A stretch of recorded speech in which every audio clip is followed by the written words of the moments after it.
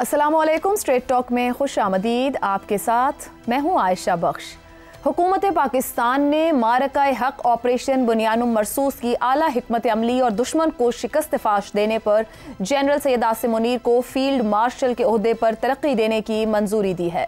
वज़ीर आज़म शहबाज शरीफ की ज़ेर सदारत वफाकी काबीना के इजलास में अहम फैसले किए गए हैं। काबीना इजलास में वज़ीर आज़म ने पूरी पाकिस्तानी कौम को मारकाए हक के दौरान ऑपरेशन बुनियानुम मरसूस की शानदार कामयाबी और दुश्मन के अज़ाइम खाक में मिलाने पर मुबारकबाद दी। शुरका का कहना था कि हाल ही में पाकिस्तान तारीख के कठिन मरहले से गुजरा। 6 और 7 मई 2025 की रात भारत ने पाकिस्तान पर बिला इश्तियाल और बिला जवाज जंग मुसल्लत की। दुश्मन की जानिब से पाकिस्तान की खुदमुख्तारी और सरहदी सालमियत को पामाल करने की मज़मूम कोशिश की गई, जबकि army chief general Asim Munir ने मिसाली जुर्रत और अज़्म के साथ पाक फौज की क़यादत की और मुसल्लह अफ़वाज की जंगी हिकमत अमली और काविशों को भरपूर तरीके से हम आहंग किया। जनरल आसिम मुनीर की बेमिसाल क़यादत की बदौलत पाकिस्तान को मारकाए हक में तारीखी कामयाबी हासिल हुई। जनरल सैयद आसिम मुनीर को फील्ड मार्शल के ओहदे पर तरक्की देने की वज़ीर आज़म की तजवीज़ मंजूर कर ली गई। वज़ीर आज़म शहबाज शरीफ ने सदर मुमलिकत आसिफ अली ज़रदारी से मुलाकात करके उन्हें इस फैसले के हवाले से एतमाद में लिया। वफाकी काबीना की जानिब से air chief marshal Zaheer Ahmed Babar Sidhu की मुद्दत मुलाजमत पूरी होने पर उनकी खिदमात को जारी रखने का भी मुत्तफ़िक़ा फ़ैसला किया है। वफाकी काबीना ने यह भी फैसला किया कि अफ़वाज पाकिस्तान के अफसरों, जवान, गाजियान, शोहदा और मुख्तलिफ शोबों से ताल्लुक़ रखने वाले पाकिस्तानी शहरियों को ऑपरेशन बुनियानुम मरसूस के दौरान उनकी गिरा कदर खिदमात के एतराफ़ में आला सरकारी अवार्ड से नवाजा जाएगा। फील्ड मार्शल आसिम मुनीर ने फील्ड मार्शल का एजाज़ मिलने पर अल्लाह ताला का शुक्र अदा करते हुए कहा कि ये एजाज़ इनफरादी नहीं बल्कि पूरी कौम, अफ़वाज पाकिस्तान, खुसूसन सिविल और मिलिट्री शोहदा और गाजियों के नाम वक्फ है। उन्होंने सदर पाकिस्तान, वज़ीर आज़म और काबीना के एतमाद पर भी शुक्रिया अदा किया और कहा कि यह एजाज़ कौम की अमानत है जिसको निभाने के लिए लाखों आसिम भी कुर्बान किए जा सकते हैं। पाकिस्तानी फ़ौज में फील्ड मार्शल सबसे आला फ़ौजी ओहदा होता है जो उमूमन एजाज़ी तौर पर दिया जाता है। ये ओहदा 5 सितारों वाले जनरल के बराबर होता है और आम तौर पर जंगी महारत, गैर मात या कौमी सतह पर बड़ी कामयाबियों के एतराफ़ में दिया जाता है। प्रोग्राम के पहले हिस्से में इसी पर गुफ्तगू रहेगी। हमारे साथ हैं हसन निसार, शहजाद चौधरी, ज़ैगम खान और इफ्तिखार अहमद। प्रोग्राम का सवाल आप सभी के लिए। आर्मी चीफ आसिम मुनीर 6 मई से 10 मई अस्करी तारीख में नया बाब रकम हुआ। दुनिया भर में सलाहियतों का एहतराफ, फील्ड मार्शल का ओहदा, पाकिस्तान की अस्करी स्ट्रेटेजिक पॉलिसीज़ पर क्या असरात मुरत्तब होंगे। शहजाद चौधरी साहब, अभी हालिया तारीख की बात करें, पाकिस्तान उभरा है तमामी मामलात में, तमामी जावियों को लेकर। जाहिर बात है उसके पीछे क़यादत, हमारा कंडक्ट, हमारा रिजॉल्व और हमारी वो टॉल स्टैंडिंग रही जो कि हकीकत के ऊपर खड़ी थी, सच्चाई के ऊपर खड़ी थी। ये जो ओहदा आज आर्मी चीफ को दिया गया है, अस्करी स्ट्रेटेजिक, आप इसके क्या असरात देखते हैं, इसकी अहमियत क्या है? आयशा, ये आपका सवाल तो बहुत गहरा है कि अस्करी स्ट्रेटेजिक पॉलिसियों पर क्या असरात होंगे। इसका मैं कोशिश करूंगा जवाब देने का, लेकिन पहली बात ये रिकग्नाइज करना कि किसी यानी जनरल आसिम मुनीर का फील्ड मार्शल आसिम मुनीर के ओहदे पे तरक्की पाना एक गैर मामूली रिकग्निशन है, गैर मामूली रिकग्निशन है। और ऐसी रिकग्निशंस तारीख के अंदर उन ऐसी जगहों पे जहां पर के कोई गैर मामूली कारनामा किसी फौज ने, किसी मुल्क ने अंजाम दिया हो, तो आमतौर पर इस किस्म का जो है एक पहचान, इस तरह का ऑनर, ये एजाज़ है, ये एक एजाज़ दिया जाता है। पहली बात। दूसरी बात ये कि इस ओहदे के लिए यानी आप आर्म सर्विस के अंदर किसी तरह प्लान नहीं कर सकते, किसी भी ओहदे के लिए प्लान नहीं कर सकते, लेकिन इसके लिए तो बिल्कुल ही नहीं है, ये आपकी री पहुंच में नहीं है। ये हुकूमत वक्त ही देती है जो अगर किसी को रिकग्नाइज करती है। तो हुकूमत का जनरल आसिम मुनीर को, फील्ड मार्शल आसिम मुनीर को रिकग्नाइज करना, मेरे ख्याल में जो उनकी मेहनत, जो उनकी बाकी क्वालिटीज़ जो हैं वो सब की सब उसका एक रिकग्निशन है। हुस्न मुबारक वो जो थे उनको 73 की जंग के बाद मार्शल ऑफ द एयरफोर्स का रैंक उनको मिला। सिमिलरली मानिक शॉ को 71 की जंग के बाद, ये इंडिया के जनरल थे, 71 की वॉर के बाद उनको, जरा ईस्ट पाकिस्तान अलहदा हुआ था, बांग्लादेश बना था, उनको ये रैंक मिला। पाकिस्तान ने पिछले 4 दिनों के अंदर जिस किस्म की एक अपनी परफॉर्मेंस की और जिस तरीके से इतने बड़े दुश्मन को जिस तरह से और जिस कामयाबी के साथ उसका ना सिर्फ मुकाबला किया बल्कि उसको ज़ेर किया, मेरे ख्याल में ये भी एक बहुत ही बड़ी कामयाबी है। और पाकिस्तान जो कि घिरा हुआ था मुश्किलात के अंदर, बहुत सारी माशी अंदरूनी बैरूनी इस खलफशार के अंदर घिरा हुआ था, उसमें से निकल के एक कौम की शक्ल के अंदर निकल के आसिम मुनीर साहब का साथ चलना हुकूमत के, और फिर उसके बाद उस लेवल पे आना जहां पर कि हमारी फौजी अस्करी जो क़यादत थी, या हमारी जो लोग थे, हमारे जो जवान और हमारे ऑफिसर्स, और ये सब के सब मिलके जो उन्होंने परफॉर्मेंस दी, बहुत कामयाबी। देखिए क्या क्या क्वालिटीज हैं जनरल आसिम मुनी की, जो मैं अगर 4-5 अगर गिनूं अपने दिमाग में पिछले चंद अरसे के अंदर। पहली बात, फैसला साजी, अज़्म मुसम्मम, घबराए नहीं, दिलेरी के साथ फैसला किया। यानी ये वो चीजें हैं जब आप अपने कमांडर में देखते हैं तो कोई भी हुकूमत जो होती है वो उसका उसका इरादा और उसका फैसला साजी, उसकी अपनी जो फैसला करना होता है उतना आसान हो जाता है कि जब मेरा लीडर नहीं घबराया हुआ, मेरा कमांडर नहीं घबराया हुआ, तो हमें घबराने की जरूरत नहीं है। He knows what he is doing, उसको पता है उसने क्या करना है। और फिर जिस तरीके से वो खड़े रहे, और फिर जिस तरह जिसे कहते हैं कि फिर लीड लेने दी एयरफोर्स को, जानते हुए कि इस तरह की जंग के अंदर एयरफोर्स का रोल इतना अहम होगा। वरना ये आपस में भी लीडर्स का, ये जो कमांडर्स होते हैं इनका आपस में होता है कि हमारी हमारी फौज की ज्यादा पहचान हो, मेरी फौज ज्यादा आगे सामने नजर आए, किसने कामयाबी हासिल की। मेरा ख्याल है एक कदम पीछे हट के फैसला करने के बाद पीछे हट के एयर चीफ को मौका देना कि वो लीड करे इन ऑपरेशंस को, मेरा ख्याल है एक बहुत बड़ी, एक जिसे कहते हैं कि एक पर्सनल कैरेक्टर की ट्रेट थी, जिसको बड़ा अच्छा रिकग्नाइज किया गया। बाकी हमारी आर्मी का स्ट्रक्चर वही है, हमारे जो मामलात हैं वही हैं, हमारी सरहदों के चैलेंजेस वही हैं, हमारी कमियां बेशियां सब वही हैं। हम यार हमारा मुकाबला उसी दुश्मन से है, उसी शातिर दुश्मन से है, जिसके बारे में हम अभी भी श्योर नहीं है कि हमारी सरहदों पे क्या रंग दिखाएगा। अल्लाह ना करे ऐसी बात हो, लेकिन अगर कुछ ऐसा मार्का होता है, इन्हीं लोगों को इन्हीं दिमागों के साथ, इसी तैयारी के साथ एक और जंग भी करनी पड़ेगी। तो ये एक जिम्मेदारी भी है, एक एहसास भी है कि अब मेरा इम्तिहान और मुश्किल हो गया। यानी चाहे वो Babar, air chief marshal Babar Sidhu हो या फील्ड मार्शल आसिम मुनीर हो, आगे आने वाला वक्त और भी मुश्किल हो सकता है। और तैयारी के साथ, और मुसम्मम इरादे के साथ, और अपनी जहां कमियां बेशियां उनको पूरा करते हुए ये काम करना पड़ेगा। स्ट्रेटजी और महारत जो आप कह रहे हो, वो तो हमारी जवान के लेवल से लेकर ऊपर तक जाती है ना। उसका ताल्लुक उससे है कि उसके पास आलात हरबी क्या है, उसकी ट्रेनिंग कैसी है, वो अपने दिमाग में कितना तेज है, वो लड़ कितना बहादुरी के साथ सकता है। इस तमाम चीजें मिलके बनाती हैं एक फौज को। तो बेशक एक एजाज है जो कि आज पाकिस्तान की 2 फौज को कम से कम जरूर मिला। फील्ड मार्शल आसिम मुनीर को मुबारक, और similarly air chief marshal Babar Sidhu को भी मुबारक, मेरी तरफ से भी और हम सब की तरफ से। बिल्कुल दुरुस्त होगी। हसन निसार साहब, जिस तरह शहजाद साहब ने कमांडर की फैसला साजी या अज़्म की बात की है, सियासी क़यादत भी फैसला इसी बात पर लेती है कि उसका कमांडर कितनी तैयारी और इरादे के साथ मौजूद है, फिर ही हम खड़े हो सकते हैं अगर हमारा मुखालिफ सामने आके खड़ा हो जाए। दुनिया इन सलाहियतों को तस्लीम कर रही है, लिखा जा रहा है। आपके ख्याल में हुकूमत की तरफ से फील्ड मार्शल का ओहदा दिया जाना भी तस्लीम करना है इस पूरी सूरत हाल के बाद? आप इसकी अहमियत और इसके असरात क्या समझते हैं? देखें, शहजाद साहब का तो मैं तो अनाड़ी आदमी हूँ इन मामलात में। उन्होंने एक बड़ी खूबसूरत बात की है एयरफोर्स के हवाले से। ये बड़ा मेरे लिए नई बात है कि इसका बैकग्राउंड क्या था, ये मेरे लिए कम से कम। अच्छा, अब चलते हैं आगे। अब मैं अपने मखसूस तरीके से उसको एक्सप्लेन करूंगा, बिकॉज मेरा वो बैकग्राउंड नहीं है जी। देखो, फल ज्यादा लग जाए तो दरख्त पे बोझ पड़ जाता है। स्टेटस या मनसब, इंसानों की दुनिया फलों से बाहर आते हैं, दरख्तों से बाहर आते हैं। स्टेटस या मनसब में इजाफा दरअसल बोझ और जिम्मेदारियों में इजाफा होता है। ये कुदरत का इनाम भी होता है और कुदरत की तरफ से इम्तिहान भी होता है।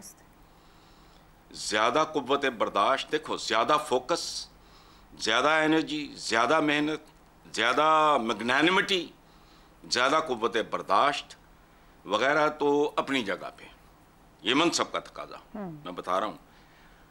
इससे बढ़ के ये है कि आम आदमी की तवक्कुआत में बहुत ज्यादा इजाफा होगा। और बाकी बेहतर जवाब तो शहजाद साहब प्रोफेशनल हैं, हमें तो हो गया। लेकिन बड़ी जबरदस्त बात आपने कही कि दरख्त पर बोझ बढ़ जाता है अगर फल लग जाए, तो इनाम भी है और इम्तिहान भी। यही बात शहजाद साहब ने भी की। ज़ैगम साहब, अफगानिस्तान की सूरत हाल, मशरक़ी सरहद पर तनाव, बलोचिस्तान और खैबर पख्तूनख्वा में दहशतगर्दी और प्रॉक्सी वार्स, ये वो बहुत से फ्रंट हैं जिनका हम सामना कर रहे हैं। और अभी अभी हमने एक फ्रंट से उभर कर अपना आप मनवाया है, और जाहिर बात है अस्करी क़यादत को उसका पूरा क्रेडिट है, तभी ये गैर मामूली रिकग्निशन गवर्नमेंट की तरफ से दी गई है। अब फील्ड मार्शल आसिम मुनीर के पास ये तमाम फ्रंट जिनका मैं जिक्र कर रही हूँ, ये कितने बड़े चैलेंजेस हैं। जब हम इस सरहद से उभर कर ऐसे आए हैं तो क्या इन चैलेंजेस पर काबू पाना जरूरी, लाजिम और आसान हो जाएगा? जिन जिन फ्रंट्स पर पाकिस्तान को चैलेंजेस हैं, उस पर अभी तक जो कुछ हुआ है, ये ओहदा उसकी रिकग्निशन भी है, और आगे इन चैलेंजेस से कैसे निपटना है ये उसका पैगाम भी है। ये उस इदारे की रिकग्निशन है जो $7 बिलियन का बजट लेता है और जिसने $80 बिलियन साल में खाने वाली फ़ौज को पछाड़ा है। ये कोई मामूली बात नहीं होती।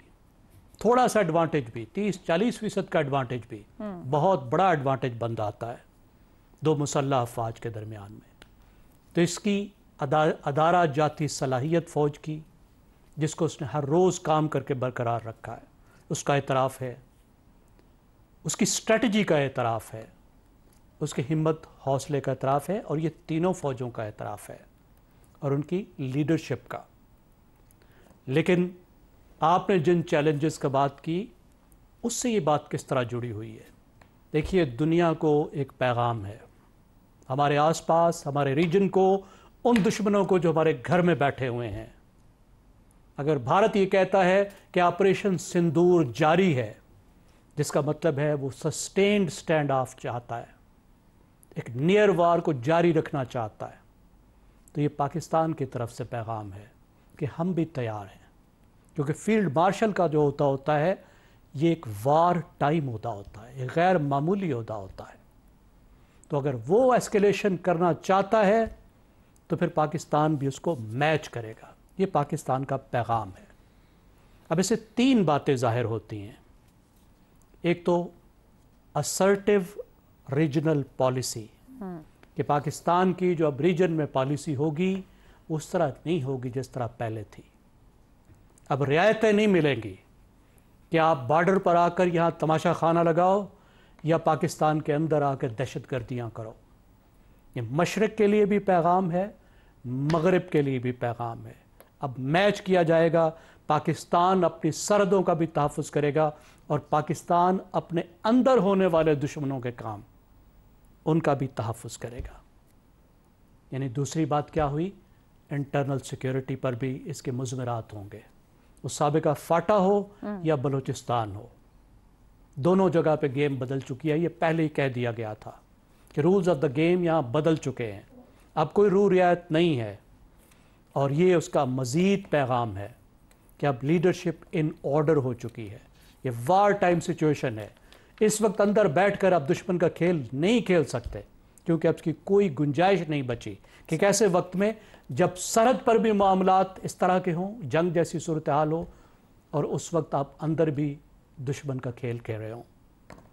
और तीसरी बात जो है, इसकी सिविल मिलिट्री जो ताल्लुकात हैं उस पर भी इसके असरात होंगे। आसिम मुनीर एक बहुत पॉपुलर लीडर बन के उभरे हैं। उनकी मकबूलियत इस वक्त ऐसी है कि वो इंतहाई मकबूल लीडर हो गए हैं, एक हीरो बन के उभरे हैं तमाम लोगों के लिए। वो लोग भी जो कल तक उनके ख़िलाफ़ बातें करते थे, इस वक्त वो भी वापस फ़ौज के पीछे आ चुके हैं। तो पाकिस्तान के अंदर जो एक निज़ाम बनाया गया था, मेरे ख़्याल में वो भी इसके नतीजे में और स्ट्रेंथन हो जाएगा। आपकी उसके बारे में राय कुछ भी हो। सही, ठीक हो गया।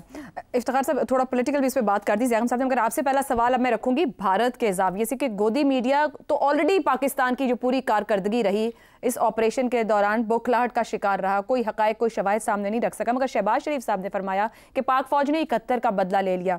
ऊपर शहजाद साहब ने जनरल मानिक शाह की बात की, जिसको 71 के बाद फील्ड मार्शल बनाया गया। पाकिस्तान ने जंग जीतने के बाद अब आसिम मुनीर साहब को फील्ड मार्शल का यह एजाज़ी ओहदा दिया है। क्या बाकायदा बदला पूरा कर दिया गया है हुकूमत की तरफ से? वहाँ क्या परेशानी होगी सरहद पार? देखिए, बात यह है कि आसिम मुनीर को जो क्रेडिट जा रहा है वो है कि तमाम फोर्सेस को इकट्ठा लेके चले, और ये बहुत बड़ी बात है।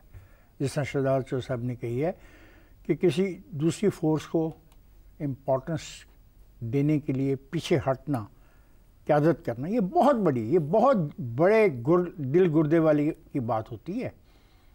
जब जंग हो रही हो और आपने देखा कि पहली दफ़ा बहुत अरसे के बाद तीनों फौजों के जो लोग हैं वो इकट्ठे एक टेबल पे बैठ के बात कर रहे हैं। उनके दरमियान जो अंडरस्टैंडिंग है टू डिफेंड द कंट्री, वो बड़ी क्लासिकल एग्जाम्पल है यूनिटी की।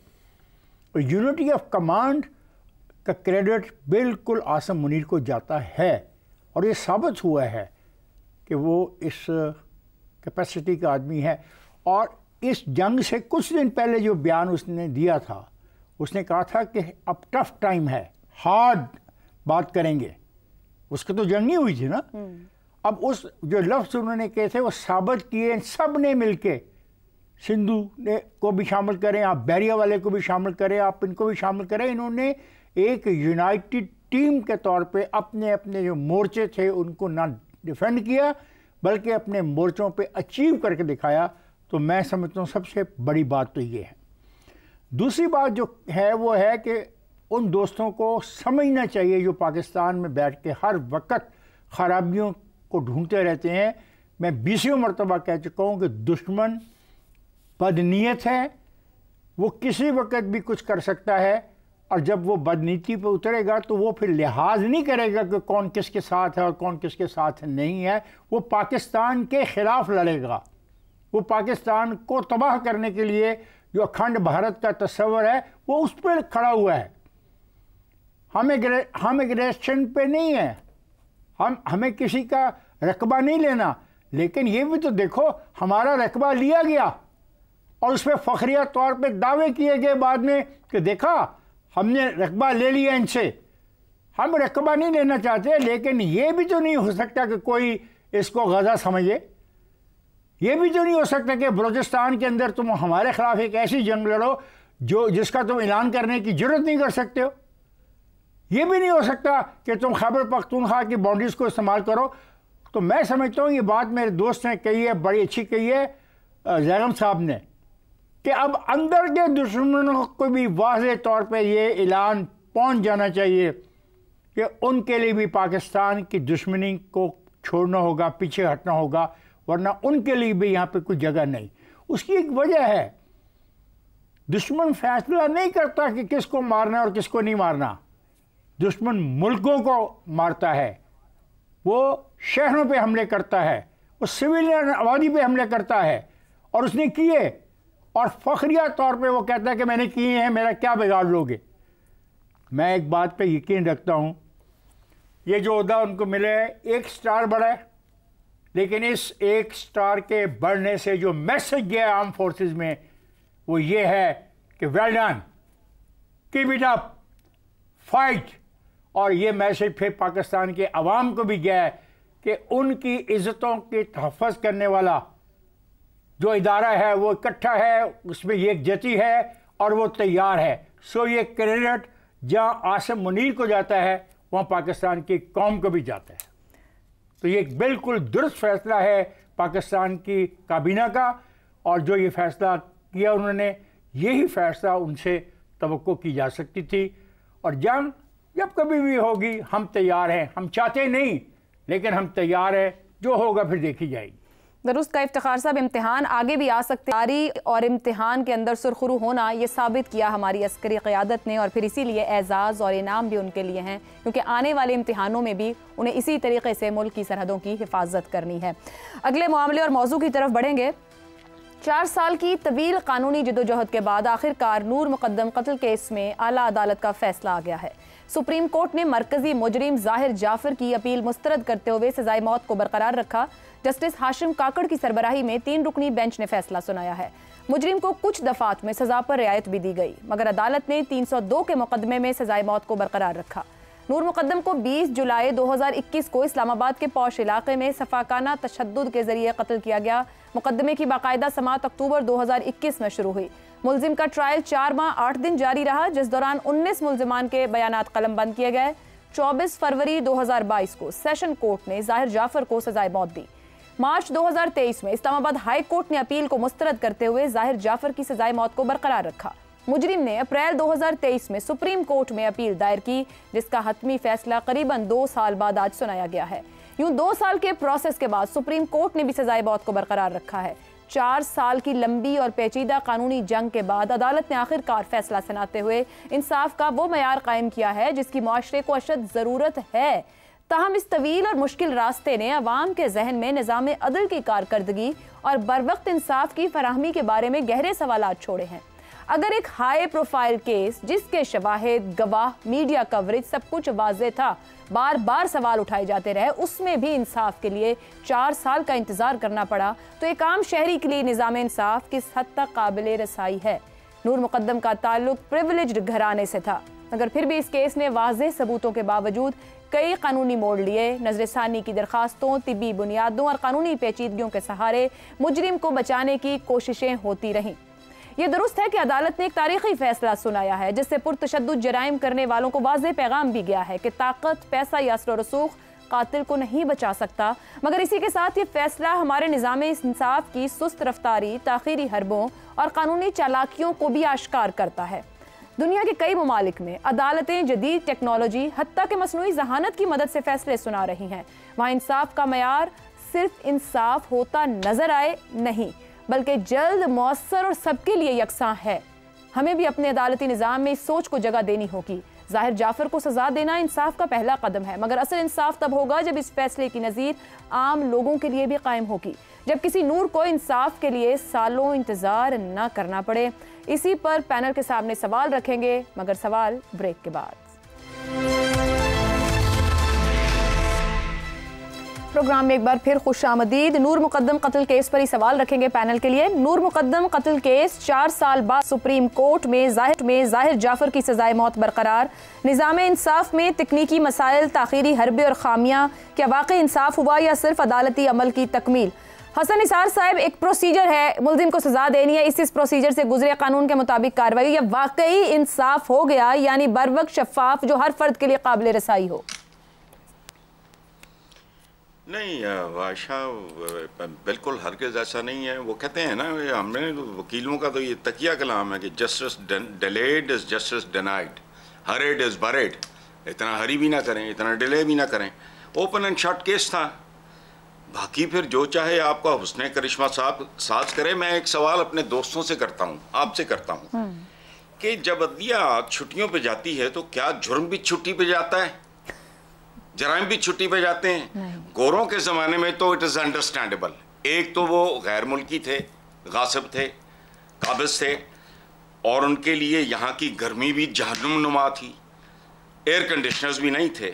तो क्या अब छुट्टियाँ ज़रा कम नहीं हो सकती? सादा सवाल है, मैं अपने दोस्तों से पूछ रहा हूँ। कभी किसी वकील ने, किसी दानिश्वर ने, मैं हमेशा कुड़ता हूँ जब कभी को बात होती है ना, तो मैं कहता हूँ यार ये जुर्म भी छुट्टी पे जाता है, कोई बंदोबस्त नहीं, कोई होश नहीं। ये तवील छुट्टियाँ, जराइम से भरा हुआ मुल्क, लॉ एंड ऑर्डर है कोई नहीं, ऊपर से छुट्टियाँ। 2-2.5 साल पहले सुप्रीम कोर्ट के एक जज साहब रो पड़े थे कोर्ट में, मैं नाम भूल गया हूँ। पोता खड़ा था, उसकी दाढ़ी सफेद थी, पोता, दादे का केस था, 3rd generation with a white beard, और जज साहब है tears in his eyes। ये अखबारों में छपा है। 2-3 साल हो गए होंगे, मुझे अब याद नहीं। बहरहाल वो छोड़ो, ये कोई मौजू नहीं। इंसाफ हसन निसार साहब, गुज़िश्ता कुछ सालों में पता नहीं कितने हमारे सीनियर 3 जजेस हैं सुप्रीम कोर्ट के, इवन मैंने खुद सामने बैठ के सुना, हम इतने सेमिनार्स और इजलास होते हैं, सब बात करते हैं रिफॉर्म्स और रीस्ट्रक्चर करने की, इस्लाहात की, फॉर ग्रांटेड लेते हैं, कर क्यों नहीं पाते?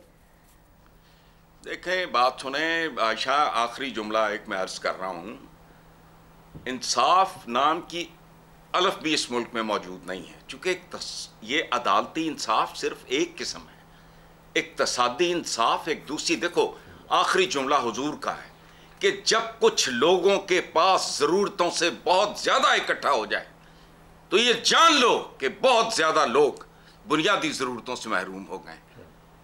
मुल्क का नाम इस्लामी से शुरू होता है, बाकी छोड़ो, ये बहरहाल ठीक हो गया। इफ्तिखार साहब, जैसे हसन साहब भी बात कर रहे हैं, मैं कहती हूँ बहुत सी सेमिनार्स, कॉन्फ्रेंसेस खुद आला तरीन अदालतों के जज तस्लीम करते हैं कि रिफॉर्म्स और रीस्ट्रक्चर और अदालती इस्लाहात की, जो सब बातें अपनी जगह, ऐसा केस जो कि पॉश इलाके में हो रहा है, इतना highlighted case, CCTV cameras, DNAs, आज के दौर में कंक्लूड होने में उसको इतना टाइम दरकार है, तो मेरे आपके जैसे आम बंदे का मसला हो तो हम तो फिर भागेंगे, पहुंचे ही ना हम वहां तक, तो बेहतर है। 77,000 कैदी इस वक्त जेलों में मौजूद हैं। 77,000। क्या जुर्म उनका? यही होगा ना, ये तो बड़े पैसे वाला खानदान था और कम से कम करोड़ों रुपया फीसें ली होंगी। आपके लॉ ऑफ एविडेंस में खराबी है, आपकी प्रोसिक्यूशन में कमज़ोरी है। जब तक आपका लॉ ऑफ एविडेंस और प्रोसिक्यूशन में जो खराबी है उनका आप ख़ात्मा नहीं करते उन कवानीन में, तो फिर ये ही होगा जो हो रहा है। ये तो 4 साल के बाद उनको मिल गया इंसाफ। यहाँ पे तो जिस तरह हसन निसार कह रहे हैं कि एक आदमी खड़ा है अदालत में जो अपने दादा का मुकदमा लड़ रहा है और उसकी दाढ़ी भी सफ़ेद है, शर्म नहीं आती? इफ्तिखार साहब, इस केस में तो 4 माह में ट्रायल कोर्ट केस मुकम्मल हो गया, सजा दे दी गई।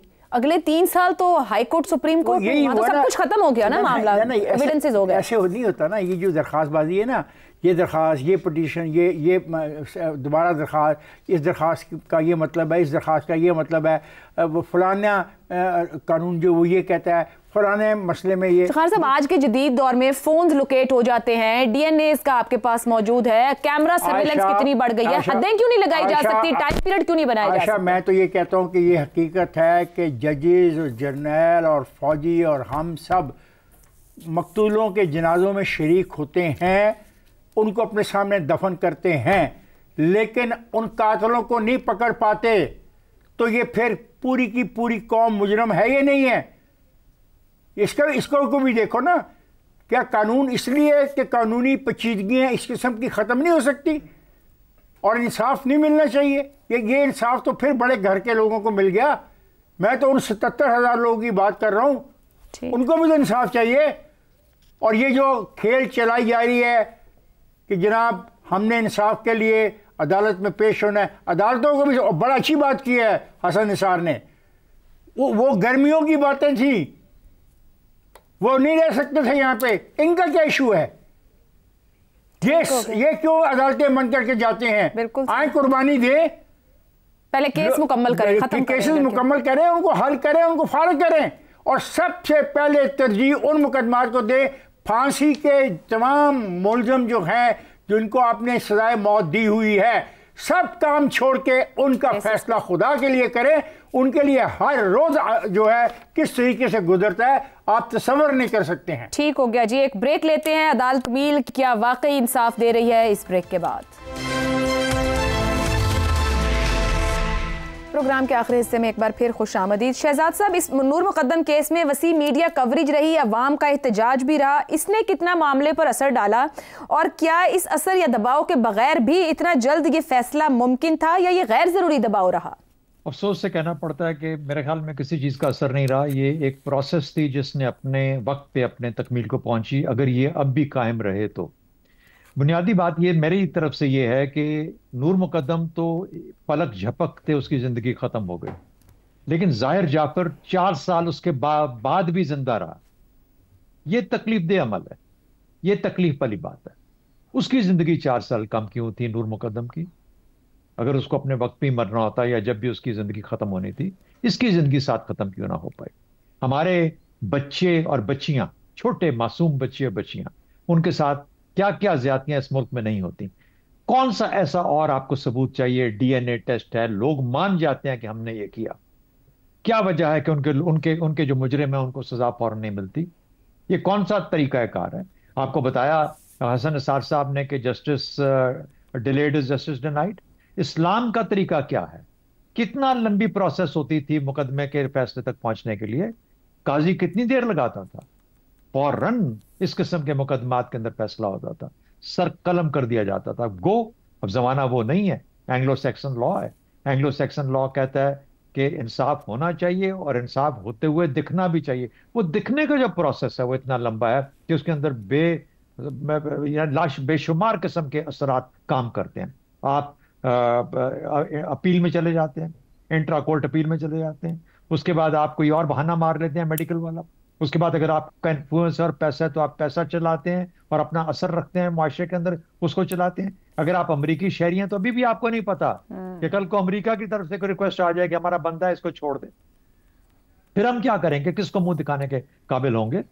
तो मेरा ख्याल है कि हमारा निजाम का इंसाफ जो भी है, जिस तरह का भी है, इसको बहुत कुछ करने की जरूरत है। कमजोर तरीन तरीका है, और खासतौर पे ऐसे मुकदमात के अंदर। नूर मुकदम एक है, उसके बाद एक और बच्ची थी, उसके बाद ये जो छोटे बच्चे और बच्चियों के साथ ज्यादती वाला मामला है। मेरा ख्याल है जो चीजें मानी जाती हैं, सामने नजर आती हैं, ओपन एंड शट केस जिसे कहा जाता है, उसकी कोई वजह नहीं कहता, क्योंकि ये नई सजा मिलेगी तो उस वक्त तक आपके ये लोग महसूस करेंगे कि शायद इसमें से निकला जा सकता है। They will take things for granted। दुरुस्त हो गया शहजाद साहब। ज़ैगम साहब, जिनसी जराइम में कन्विक्शन रेट वैसे ही 3% से भी कम है। ओपन एंड शट केस जिसको कह दिया जाए, इतना खुल के पूरे माशरे के सामने केस खड़ा, वहां इतना वक्त है, इसे क्या कहा जाए? वाकई इंसाफ किया गया है क्या?